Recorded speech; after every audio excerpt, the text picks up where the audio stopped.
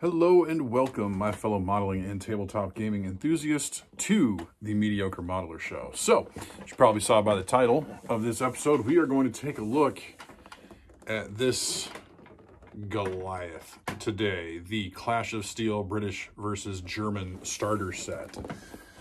If you saw my Adepticon loot video, you saw that I picked up both the American versus Soviet and German versus British starters from a couple of friends of mine. I did not get the VIG, but I did get these for a good price from my friends at the con. I know there's probably a review or two out there, and certainly I'm no authority on Flames of War. I do have a good number of Flames of War models. I haven't actually played a game. They're a heck of a lot of fun to paint, though. I will tell you that much. So I'm guessing that I will have the same amount of fun with the Clash of Steel miniatures, whether I play a game or not. But again, the starter set has everything you need to get started. So let's go ahead. I'd say head on down to the bench, but we're not actually at the bench. We're at a different table right now.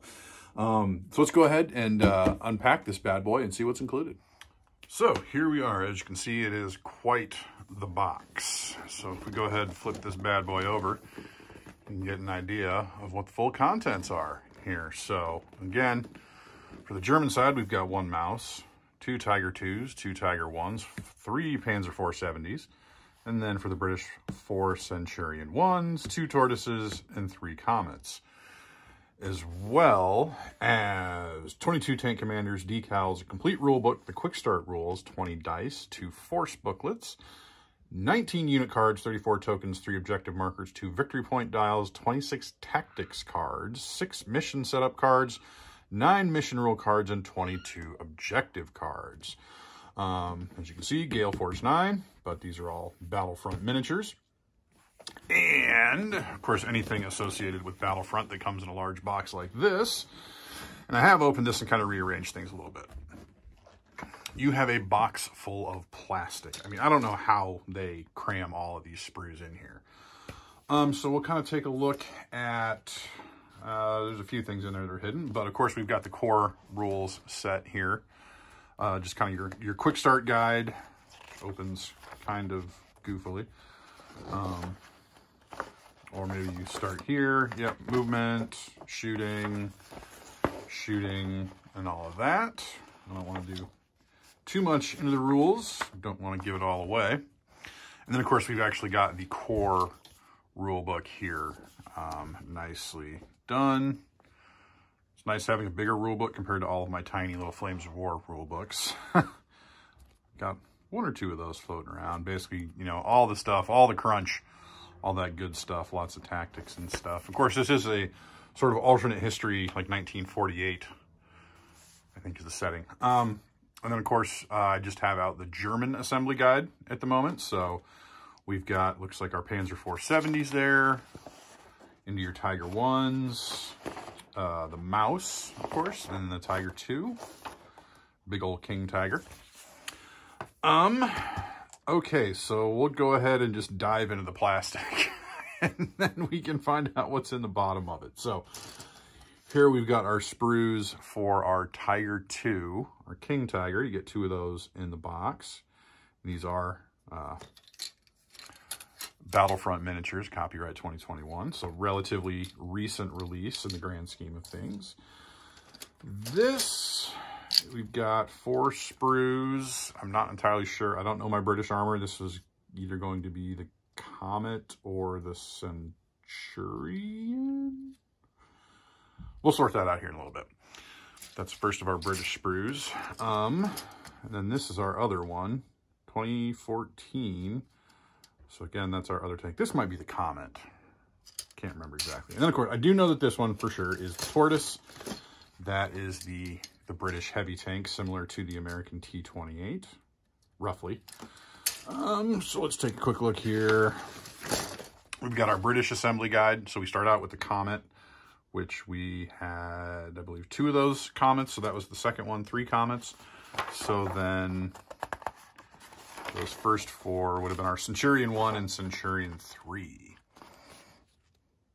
Is what we have there. We've got our singular mouse. Pretty nifty there. That's a 2023 copyright, so that's brand new. Here are our 3 Panzer 470s, and then our Tiger 1. There are actually 2 included, but I decided I wanted to build one. I'd never built a Tiger or a Panzer 6, so I went ahead and just built up one of the Tigers the other night for funsies. Okay, so then you have all of your tank commanders in there. We've got all of our dice, so gray for the Germans, dark green for the British, of course. You get 2 of these force booklets, Operation Unthinkable. It starts out, it's all the same when it gives you kind of some history of this conflict, and then it kind of gives you the basic history on the first 2 pages, and then it kind of switches things up. But then it goes through your force and what's actually required. So I don't think you have enough for once the full game releases in this, but I think there's enough to start. So your Tortoise, your Churchill 7, your Centurion 1, and these are all the available options. Centurion 3, the Comet, and there's a number that aren't included in this as well. The Challenger, the Cromwell, the Archer, and those are all your available forces for Clash of Steel, all tank combat. You can see which ones that Battlefront offers and the catalog numbers and everything. And of course, preview for the American versus Soviets. And then of course, the German one is pretty much the same thing. It starts out, you've got your history on here, and then the Polish War is the same for both, but then you get your German forces. So for Germans, obviously we've got our Mouse, the Tiger 2, the Tiger 1, the Panther 8.8 centimeter, the Panther 7.5 centimeter, your Jagd Tiger, Pumas, and your KFZ 234/4, the Jagd Panther, the Hornies, the Panzer 470. All your available options there for the Germans, and of course, again, the catalog options from Battlefront, and then your quick reference sheet. Okay, so also included, you've got a set of punch-out tokens, which actually you get 2 of these. There's this one was included all wrapped up with the rules and everything in this, and then you do actually get a second set down there in the bottom. Also included, you get a decal sheet. It's the same one in both, so it's got both your stars for your British and Americans, your crosses for your Germans, and then your red stars for your Soviets. And that looks just like a little piece of a punch-out. Nothing I need to worry about. And then there is also some little, I don't even know how to describe it, basically plastic rivets to hold some of your counters together. But underneath our counter set, we've got all of our cards. So, of course, we've got our unit cards for both. And I believe this does include everything because we've got, yeah, the Puma one, and you don't have a Puma in the box. Go ahead and take that off. We've got, I think these are like mission cards, deployment cards. Yeah, mission setup. You've got your tactics, your special rules, and then sort of like your enemy. Well, that says enemy plans, but I think that's sort of like more mission cards. Mission rules. I'm not entirely sure what are these. Well, those are something you'll need. Sorry. So, that is everything you get in the British versus German starter set for Clash of Steel. So again, I'm not going to be able to get these all back in there. I can tell you that right now. Let's put our reading material back in. So we've got our German and British forces. We've got our force books. We've got our assembly guides. I'll probably just leave out the rules. And then for our German forces, we've got our Tiger 1s. Of course, there's 2 of them. We got our 3 Panzer 470s. We have our Mouse, of course, and then our Tiger 2s. The British, of course, we have the Tortoise, almost call it a Hornies. We've got our Comets, and then, of course, wow, this might actually fit. We have our Centurions, which sounds like you have the option of a Centurion 1 or a Centurion 3. So that is what we have.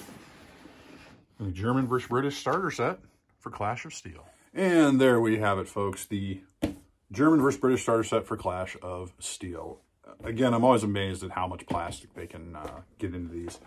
Now, I've heard the retail on these. I'm not sure if they're up for pre-order or not, but I've heard the retail is around $60, which kind of like with a lot of, I want to say Battlefront, even though it clearly says Gale Force 9, but obviously a collaboration between the two if they're not the same company. I'm not entirely sure. Let me know if you do. Excuse me. And again, the price on this is pretty good. I remember when my first foray into Flames of War, the first thing I bought was the Hit the Beach starter, which I think I paid like $45 or $50 for, and that had, you know, a fairly good start to everything for both Americans and Germans. So I need to give the rules a read through. I'm really bad with rules. The last couple of years, I spent so much more time painting because of commission work that I haven't had as much time to game. And again, after going to Adepticon, I'm kind of reinvigorated. And that's how it is every year. And then commission jobs roll in and I lose track of time. But I want to try and get more time in to play this year. And I've got some things in the works, which we'll talk about a little bit later, where I can hopefully do a little bit more gaming. And just the other night, played a game, Don't Look Back, with my wife and kids. And that went pretty smoothly. And I think there will be some more of that. And they'll try to work out some other games that I can play with my family just to get experience and stuff, as well as trying to get in more larger games, especially with Horus Heresy, as well as trying to get some Conflict 47 and Bolt Action in as well. And I mean, I've got a lot of other stuff. Like, I want to learn to play Battlefleet Gothic. I mean, yeah.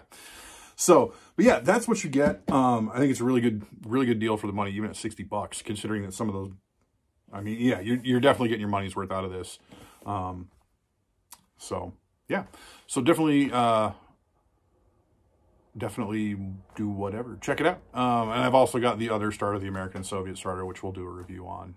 Sort of an out-of-a-box review, whatever. I know John from All Miniatures Great and Small has put out a video, I think, reviewing the American side, or at least will be shortly. I saw something about that on Facebook or YouTube. I can't remember exactly, but definitely take his word for it over mine, because obviously he knows it much better than I do. Well, at least the whole Battlefront, Flames of War thing. So, yeah, I need to give these rules a read through and see just how it plays, and then maybe try and play a demo game or two, if I can do it on a 3x3. And that's kind of, well, we'll get to that in another week or two. So, yeah, I hope you folks enjoyed this quick little review. If you feel so inclined, you can like, comment, and subscribe. I do appreciate all of the comments and the new viewers that have joined in the last week or so. Definitely appreciate that.